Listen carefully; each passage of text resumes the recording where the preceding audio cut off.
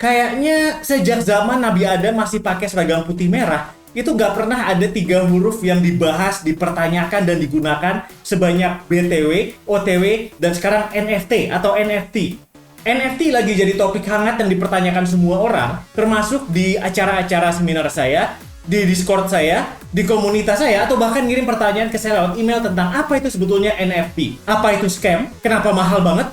Emang ada yang beli? Dan orang macam apa yang beli sebuah NFT dengan harga kayak gitu? Dan pertanyaan paling penting, apakah kalian perlu ikutan NFT juga atau enggak? Semua itu bakal kita bahas sekarang di video ini dalam bentuk Q&A.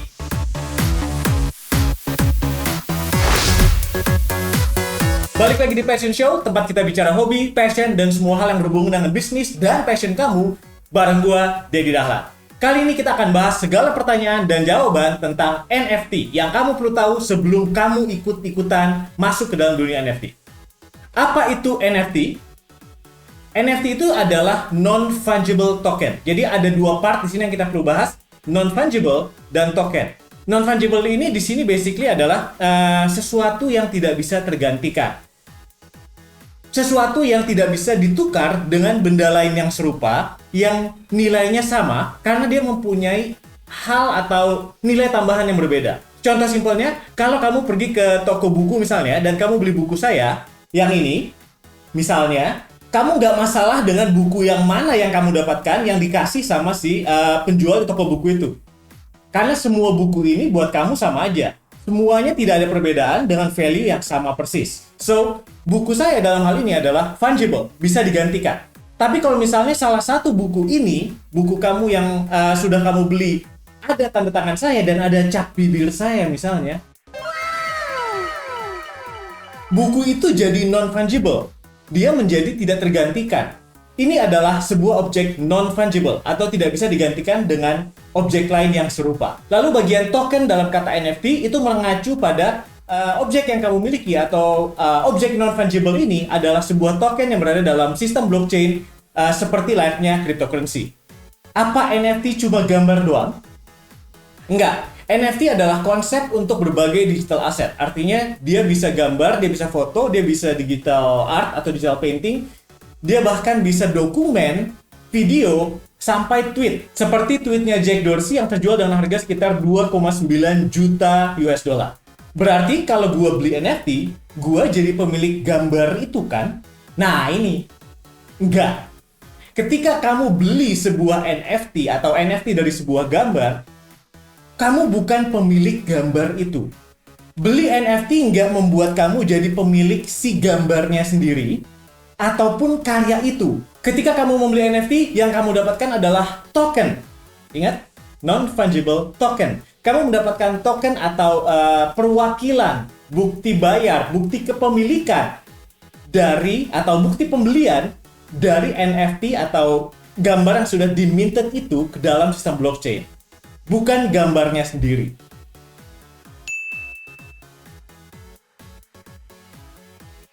Apa yang bisa saya lakukan dengan NFT yang udah saya beli?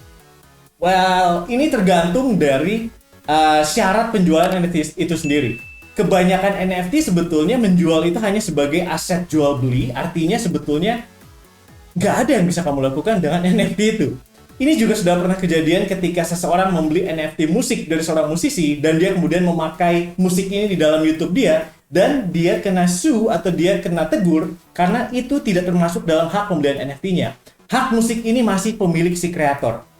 So paling nggak NFT itu punya saya dan orang lain nggak bisa make kan?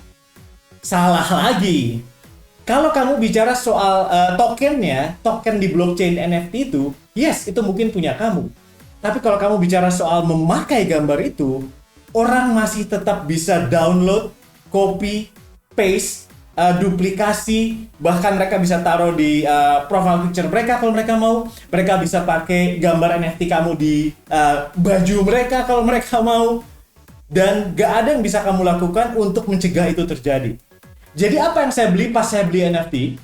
Saat beli NFT, yang kamu beli adalah tanda terima. Semacam token tadi, kwitansi, bukti bahwa kamu sudah membeli dan memiliki NFT itu, yang mengacu pada bisa dibilang URL atau alamat di mana NFT itu disimpan di dalam blockchain. So kalau gitu kenapa bisa mahal banget dengan harga nggak masuk akal? Alasan populernya adalah karena mereka ingin menjadi bagian dari sejarah seperti tweet Jack Dorsey, atau karena itu adalah sesuatu yang langka yang layak dikoleksi, atau mereka ingin mendukung seniman, kreator-kreator secara online. Sampai kamu sadar bahwa sebagian besar orang yang bermain di NFT, membeli NFT, melakukan bidding NFT sampai harganya nggak masuk akal itu, semuanya adalah pemain cryptocurrency atau bagian dari ekonomi dan lingkungan blockchain. Mereka punya alasan untuk mempopulerkan blockchain dan penggunaan cryptocurrency. Simpelnya, ini adalah aksi sinergi, sensasionalism untuk memancing hype, untuk memancing supaya dibahas oleh media dan memancing hype masyarakat untuk bergabung dengan NFT. Dan untuk ini, mereka berhasil. Jadi siapa sebenarnya yang beli NFT? Orang-orang yang aktif membeli NFT itu adalah pemain-pemain kripto, pemain-pemain NFT lama, biasanya mereka adalah orang yang sama, investor-investor spekulatif, dan belakangan ini bertambah dengan orang-orang yang FOMO, ikut masuk ke dunia NFT karena lagi hype, tanpa memahami apa yang sebetulnya dia beli ketika dia beli NFT. Walaupun dalam some cases ada aja 1-2 orang yang mungkin ngebeli NFT karena dia memang suka karyanya atau artnya, merasa ketika dia membeli NFT itu dia membeli lukisannya, ketika sebetulnya enggak juga. Satu hal yang kamu perlu aware bahwa NFT sebenarnya it's not about the art. NFT art sekalipun mereka ngotot untuk menyebut ini art, tapi it's not about the art. NFT is about the speculative investment. Investasi spekulatif. That's it. So, apakah saya harus bergabung dengan NFT? Oke, kalau soal ini, pertama, kamu mau gabung sebagai apa? Kalau kamu mau gabung sebagai investor, kamu mau beli NFT, sebagai pembeli at least, maka saya kasih peringatan dari awal saja, bahwa NFT ini adalah market yang 11-12 dengan kripto, sangat volatil, dengan demand yang saat ini masih sangat dibuat-buat, dengan market yang sangat diciptakan secara khusus. Dan karena itu, value-nya sendiri masih sangat meraba-raba. NFT saat ini untuk menjadi portfolio investasi itu masih sangat spekulatif. Kalau gitu, sebagai kreator, apakah saya perlu bergabung dengan NFT? Well, kalau sebagai kreator, mungkin kamu bisa aja bikin NFT sebagai seorang kreator. Tapi jangan terlalu berharap banyak bahwa NFT kamu akan langsung seperti karyanya Gozali. Karena pemain-pemain asli NFT yang memang gue bahas tadi di awal ingin meningkatkan nilai NFT atau market NFT, itu berharap mendapatkan exposure dari penjualan atau pembelian NFT-nya dia. Jadi, kalau dia bisa mendapatkan exposure tinggi, dia akan melakukan itu. Seperti yang terjadi dengan Beeple yang memang sudah merupakan artis digital art yang cukup ternama, atau dengan Gozali yang karyanya mudah ditiru sehingga media akan bingung dan media akan meledakan ini di dalam media massa. Kalau coach sendiri nge-support NFT nggak?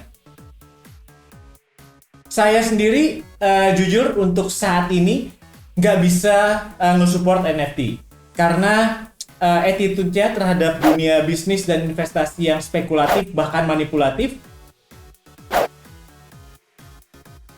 karena efeknya terhadap lingkungan, bagaimana dia menggenjot penggunaan energi dalam blockchain yang berdampak lingkungannya cukup besar, dan karena sejak munculnya NFT, bahkan hype-nya NFT seperti sekarang ini, terjadi peningkatan drastis pencurian karya seni, pencurian karya dari seniman-seniman yang sudah bekerja keras, yang dicuri oleh orang untuk dijadikan NFT. So overall, kesimpulannya, NFT saat ini adalah sebuah bisnis yang manipulatif, spekulatif, yang sangat bergantung atau mengandalkan elemen investasi spekulatifnya, bukan artnya atau seninya seperti yang mereka gembar-gemborkan.